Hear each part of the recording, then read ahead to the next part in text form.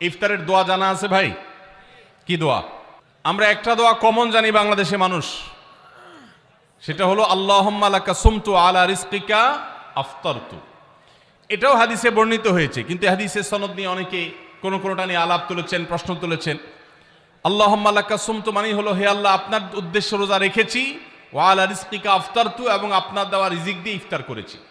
আর ইফতারের আরেকটা দোয়া হলো যাহাবাজ জামা ওয়াবতাল্লাতিল উরুক ওয়া সাবাতাল আজরু ইনশাআল্লাহ। এটা একটা দোয়া। যদি এগুলো দোয়ামূলক নয়, আমরা দোয়া বলছি, এটা মূলত আল্লাহর কাছ থেকে একটা প্রত্যাশা। এর অর্থ হলো যাহাবাজ জামা, আমার পিপাসা দূর হয়ে গেছে। ওয়াবতাল্লাতিল উরুক, আমার শিরা উপশিরাগুলো সব সিক্ত হয়ে গেছে।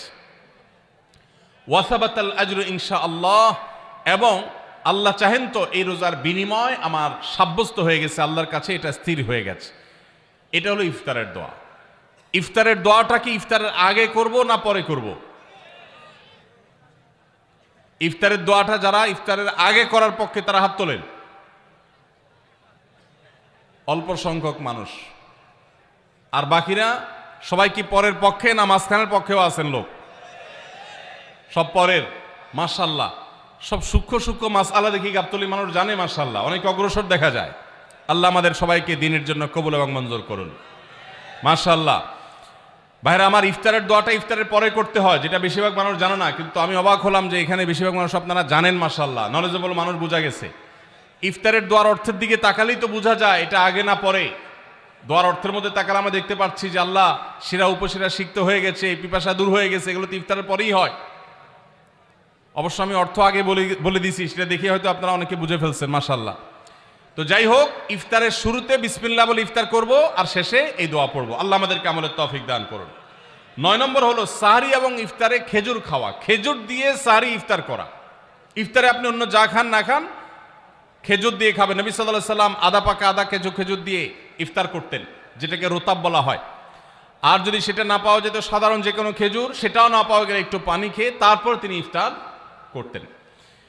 আমরা ইফতারে খেজুর খেতে হয় সুন্নাহ, এটা আমরা জানি, কিন্তু যেটা জানি না সেটা হলো সাহরিতে খেজুর খাওয়া। ভোর রাতে সাহরিতে খেজুর খাওয়া সুন্নত, এটা আগে কে কে জানতেন? হাত তোলেন। আগে জানতেন, মাশাআল্লাহ, হাত নামান। গত বছর রমজানে সাহরিতে ভাত তরকারি যাই খাইছেন না খাইছেন, একটা হলো খেজুর খাইছেন, কারা কারা হাত তোলেন? মাশাআল্লাহ, এদিকে সব আমল করা মানুষ, মাশাআল্লাহ। তাহলে তার ওয়াজ টোয়াজের কোনো দরকার নাই। এত নলেজেবল মানুষ, এত আমলদার মানুষ যদি এলাকায় থাকে, তাহলে ওয়াজের দরকারটা কি? আল্লাহ আমাদের সবাইকে আমলের তৌফিক দান করুন। ভাইরা আমার, ইফতারে খেজুর খাওয়া যেমন সুন্নাত, সাহরিতেও খেজুর খাওয়া সুন্নাত, কিন্তু খেজুর খাওয়া কোনো ফরজ ওয়াজিব না। খেজুরের দাম বেশি হয়ে গেছে, আপনি কিনতে অপারগ। যদি একটা খেজুরও পুরো রমজানে না খান, আপনার রোজার কোনো অসুবিধা হবে। তবে নবী সাল্লাল্লাহু আলাইহি সাল্লাম যেহেতু ইফতার এবং সাহরিতে খেজুর খেতেন, আর খেজুরে প্রচুর পরিমাণ সুগার আছে, উপকারী, যেটা মানুষের স্বাস্থ্যের জন্য উপকারী, প্রচুর পরিমাণ এনার্জি আছে, খাদ্য শক্তি আছে, সারাদিন রোজা রেখে আমাদের যে সুগারের ঘাটতি হয় সেটা পূরণ করার জন্য সহায়ক হয়। এই জন্য সাহরি এবং ইফতারে খেজুর খাওয়া এমনিতেও উপকারী। আর নবী সাল্লাল্লাহু আলাইহি সাল্লামের সুন্নাত, তিনি বলেছেন, নি'মা সাহুরুল মুমিনি আত-তামার, ইমানদারের সাহারির আইটেমের মধ্যে সবচেয়ে বেস্ট উত্তম হলো খেজুর। এই জন্য অন্য যাই খান না খান, একটু হলো, এক পিস হলো খেজুর খাবেন, ইনশাআল্লাহ। সুন্নাত আদায় করার নিয়তে খেলে এই খেজুর সুন্নাতটা আদায় হয়ে যাবে, আল্লাহ তাআলা তা চাহেন তো। রোজা রেখেছেন কিন্তু ইফতার করেন নাই, রোজা হয়ে যাবে কিন্তু সুন্নাত আদায় হবে না। এই জন্য ইফতার করা একটা সুন্নাত। আল্লাহ তাআলা আরহামুর রাহিমিন, এমন একটা মাস রমজান মাস, সারা বছর কিন্তু আমরা নাস্তা করি। সারা বছর যেটা নাস্তা করি, রমজানে সে নাস্তাই করি। পার্থক্য হলো সারা বছর নাস্তা করি সকালে, রমজানে নাস্তা করি সন্ধ্যায়।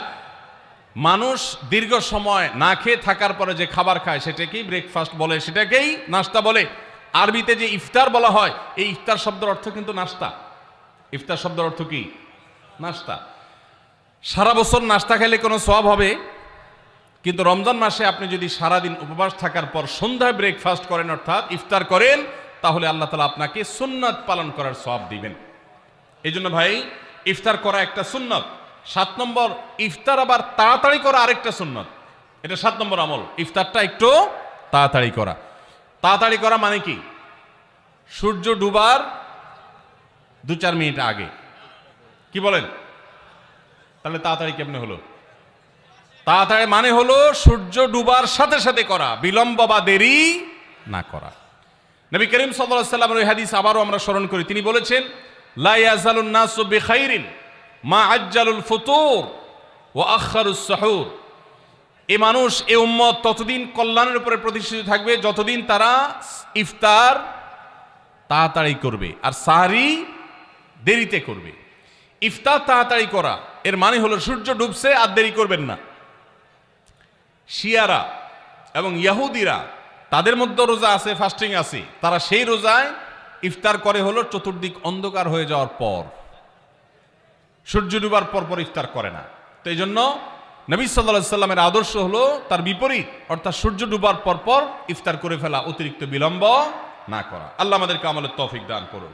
রমজান মাসে রোজা রেখে আমরা বেশি বেশি দোয়া করব। চলতে ফিরতে উঠতে বসতে দোয়া করতে পারেন। আমাদের মায়েরা অনেকে শুনছেন আমাকে, রমজান মাসে আপনি গৃহস্থলী কাজ করছেন, রান্নাবাড়া করছেন, ঘর ঝাড়ু দিচ্ছেন, আর মনে মনে আল্লাহর সাথে কথা বলেন। দোয়া মানে আল্লাহর সাথে কথোপকথন। আল্লাহ আপনি আমাকে মাফ করে দেন, আমার বাবাকে মাকে মাফ করে দেন, সন্তানগুলোকে হেদায়েত দান করেন, চোখের পানি ফেলেন। নিয়মতান্ত্রিক দোয়া, বসে বসে হাত তুলে দোয়া করবেন কেবলামুখী হয়ে। আবার চলতে ফিরতে উঠতে বসতে, এমনকি ওযু নাই সে অবস্থায় দোয়া করবেন। নবী সাল্লাল্লাহু আলাইহি সাল্লাম বলেছেন, 3 ব্যক্তির দোয়া ফিরিয়ে দেওয়া হয় না। কয় ব্যক্তির দোয়া? সালাসুন লা তুরাদ্দু দাওয়াতুহুম। 3 শ্রেণী মানুষের দোয়া ফিরিয়ে দেওয়া হয় না। এর ভিতরে এক শ্রেণী হলেন মাজলুম, কারোর জুলুমের শিকার হয়েছে। এই ব্যক্তি জালেমের বিরুদ্ধে যে তার মনের আকুতি থাকে, বদদোয়া থাকে, আল্লাহ সুবহানাহু ওয়া তাআলা এটা ফিরিয়ে দেন না।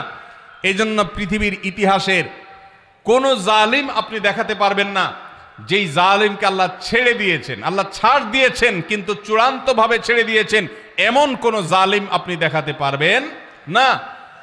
এই জন্য ভাই, কখনো কোন অবস্থাতে কারো প্রতি আমরা জুলুম করব না। আল্লাহ আমাদেরকে সেটা মানার তৌফিক দান করুন।